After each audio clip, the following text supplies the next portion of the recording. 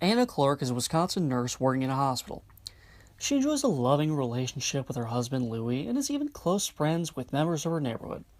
All seems well in the world until one morning she wakes up to a little local girl coming into her bedroom with her lips torn, and then...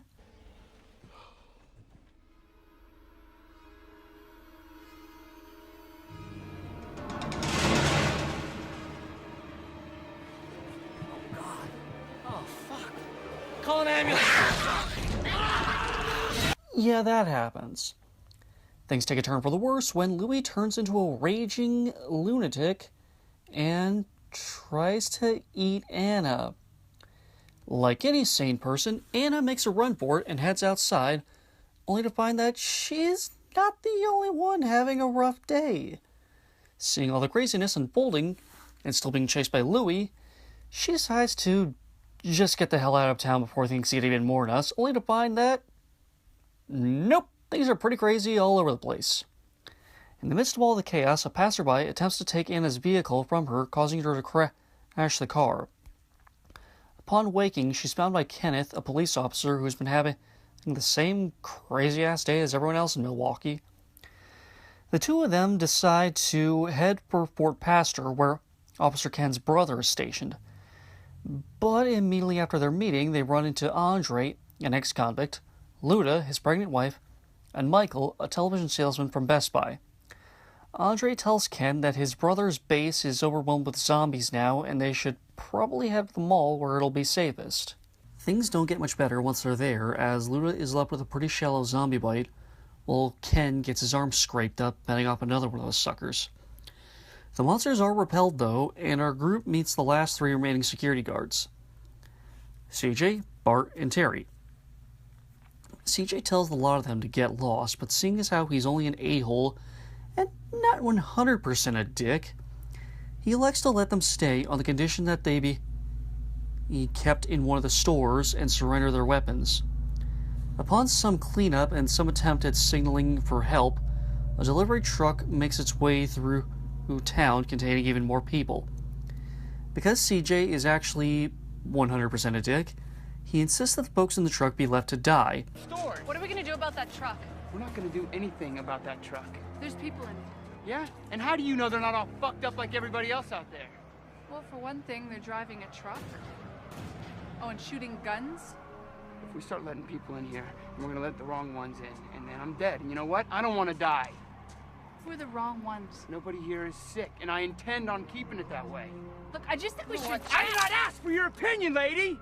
Now, if you want to argue with me, you can argue with this. Hey, take it easy. Shut your fucking mouth.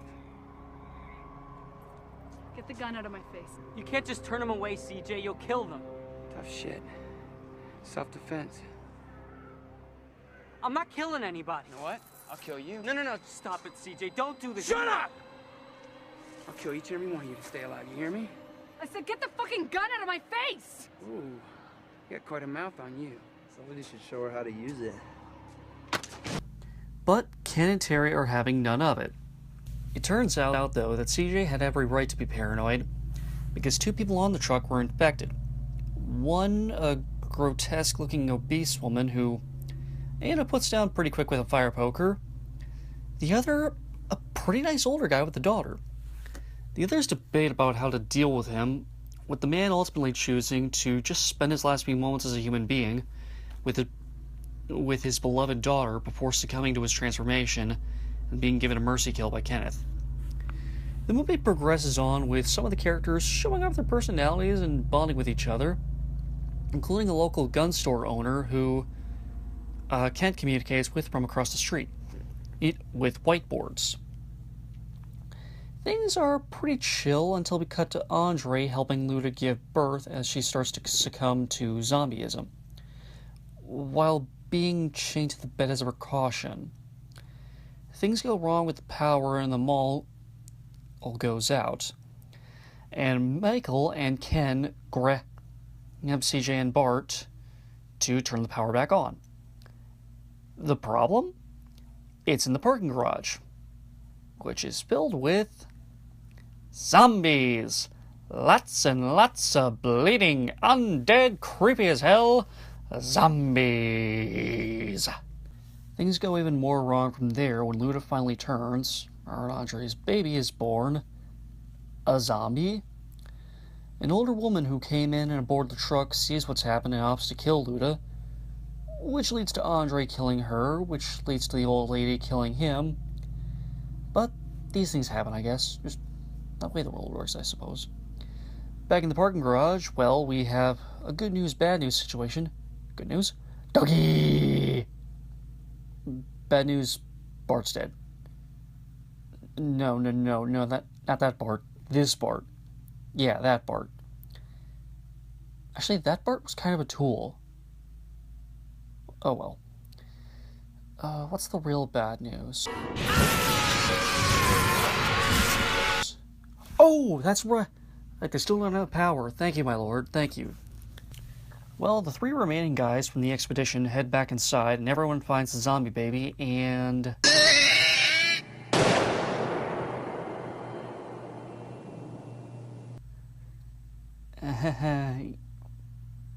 yeah.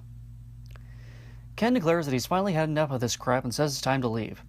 Everyone agrees, following a comment from the rich dickhole who came aboard the truck about having a boat on the lake. They send a message to Andy, the gun store owner, that they're coming to get him. But when they send food and a walkie-talkie via the doggy, things go a little wrong. And then they go even more wrong when the older guy's daughter from earlier stages a rescue mission for the dog. Despite the fact that the zombies showed they could care less about the little guy. So of course they all head up to the store, save for Anna, a gay guy who used to play organ for a church, and a girl the rich dickhole has been banging. So, they all get the girl, the dog, and the guns. Why? Because girls, dogs, and guns are what made this country great.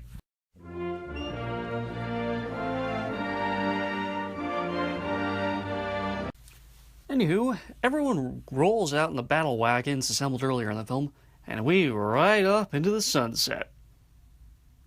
Or at least we would if things hadn't gone horribly wrong. Again. For starters, the gay guy tries to use a chainsaw on the zombies, but loses his footing and accidentally carves into the dickhole's girlfriend before getting himself killed. The blood sprays in the windshield, causing CJ to lose control of his vehicle and crash. CJ, Anna, Michael, Terry, Ken, the girl whose dad died, and the super cute doggy regroup and head for the lake in the remaining truck with the dickhole's key. Said dickhole tried to make a run for it, but he was turned into a zombie and then killed by Anna, because foreshadowing. Hey, sweetheart, let me tell you something. You have my permission. If I ever turn into one of those things, do me a favor, blow my fucking head off. Oh yeah, you can count on that.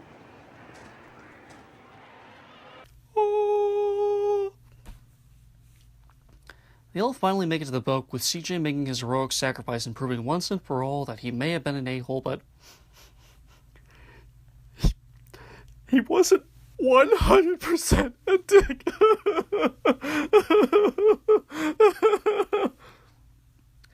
Mike is also bit in the ensuing chaos, so he casts the boat off and bids fond farewell to Anna before blowing his own head off, because no one wants to be a zombie.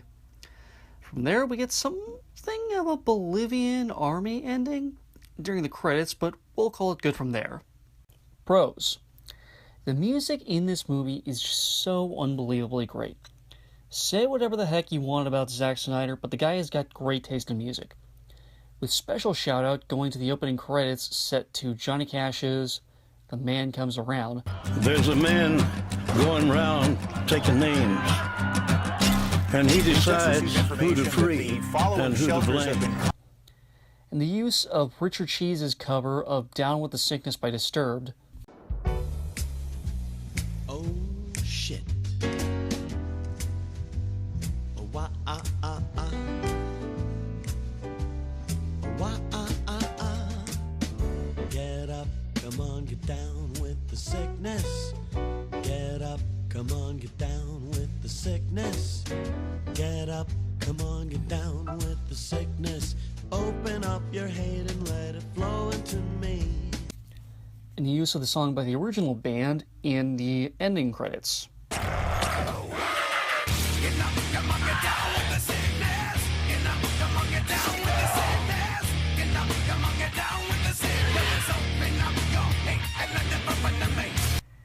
I especially like how the happy jazz sound of Richard Cheese's cover contrasted with the dark lyrics perfectly encapsulates the scene in which it's being played. A fun, happy little break for all the characters involved in the middle of a freaking zombie apocalypse. That's just perfect to me. Seriously though, kudos to Zack for that show. It's great job, man. I like how our two main characters are a white woman and a black man, and both are shown as people who take their profession seriously, while also being affable people capable of getting along with others. As a protagonist, I'd say Anna is probably the least interesting, but she's still a likable character, and very sympathetic. And Ken is played by Ving freaking Rhames, so he's automatically awesome. And he does come off as a more interesting character thanks in part to that. He admits that while he's always said to people he was sorry for their loss whenever he had to present a flag to the family member of a fallen officer, but deep down he always felt secretly glad that they were dead and not him. But now he says that he'd rather be dead than have to wait inside the store for something that's just waiting to sneak in and kill him, and then turn him into something that's just going to keep marching on without even realizing it's already dead. I was back and forth about Andre at first, but I think I finally started to understand his character. He tells Ken in an early scene that he thinks the reason he's alive right now is to bring his baby into the world and give him or her everything that he never had as a child. Andre acts confident, but in actuality, he's a desperate man making desperate decisions. His wife and child are his only family left in the world, and he'll do anything he can do to make sure they're safe, even at the cost of their own health and humanity. That's a damn tragedy if I ever heard one. I like the juxtaposition of having two African-American characters in this film. One who's a dedicated police officer, the other an ex-convict who's trying to get his life together. Ken makes no secret that he doesn't trust Andre because he's a thief, and Andre makes a point of telling Ken that he is going out of his way to make sure that his wife and child are taken care of. It's an interesting construct, and it is a really great way of setting up their characters. Michael is a pretty interesting character, and I think he's probably my favorite. He feels like the kind of guy you'd want to be in this awful situation. He's a completely average Joe with a normal job who was something of a low-average spouse, but a dedicated parent all the same, who morphs into a total hero.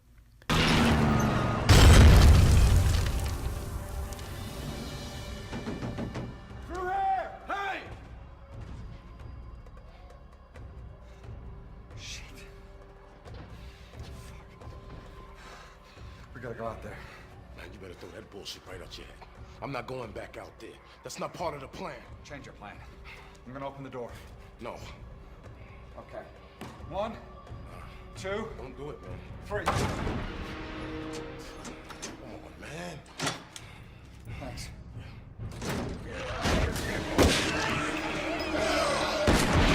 Shoot him in the head! I don't see anybody. Get back inside! They're fine! Get back inside! Here you go. There's still 6 more people inside the truck! I'm in!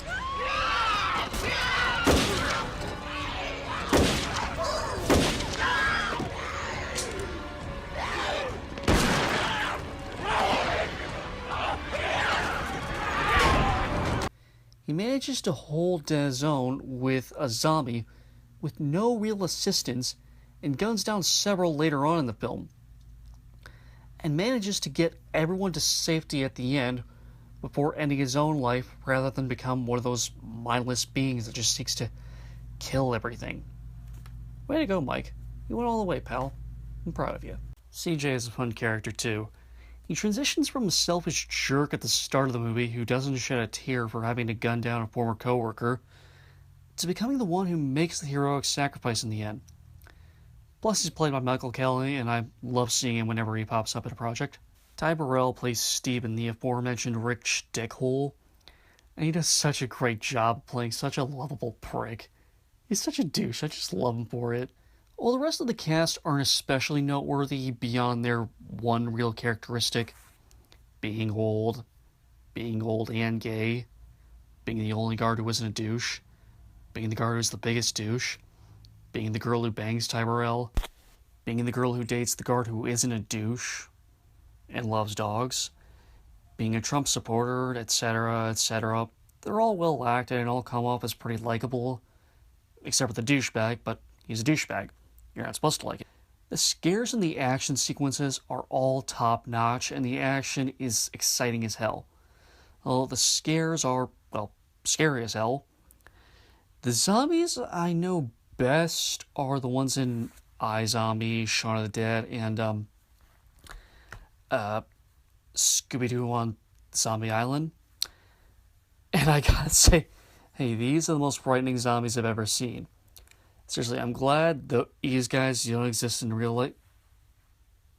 Hang on, what was that? What the heck? Oh god, no!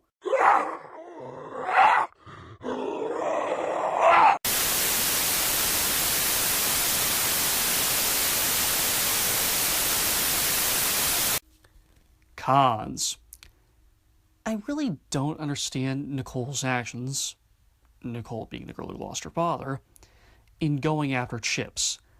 I mean, I love dogs more than I love myself, but it's pretty clear those zombies could care less about the little guy. Why was there a gas pump in the mall parking garage? Like, it made sense for a kick-ass action scene, but why was it there? Is that a thing? I've never worked in a mall, so if it is indeed a thing, please let me know. I really hate the fact that the movie keeps going during the credits. I mean, haven't these poor guys deserved their happy ending by now? I mean, hasn't Chips earned his happy life of getting pet every day by his new family and not having to keep barking at the creepy, decaying people all the time? Haven't Nicole and Anna earned their peaceful existence after all they've lost? Hasn't Ken earned his rest after losing his brother and then having to fight so hard for his life? Hasn't Terry earned some time to mourn his coworkers? CJ and Bart may not have been his favorite people, but he still knew them, and he still worked with them. Shouldn't that count for something? Well, apparently not, according to test audiences. Confession time, people. I'm not really the biggest horror fan. I've never really understood the appeal in sitting down for 2 hours for something you know is gonna make you uncomfortable as hell. But you know what? This is a good movie. A damn good movie. Aside from the excesses of blood and the excesses of dead guys, I'm not too sure this is a precedent for Zack Snyder films, but it's a great one either way. Hey, I watched this movie twice for this review, and I can honestly say I really enjoyed it. I'm going to give Dawn of the Dead, parenthesis 2004, close parenthesis, a 3 out of 5. Thank you for watching. I hope you've enjoyed this video. And if you did, please spread this video around and tell your friends about it. Maybe give it a little like, maybe give it a subscription. And if you give me a subscription, you'll be able to know when I post my next review for 300. Boom.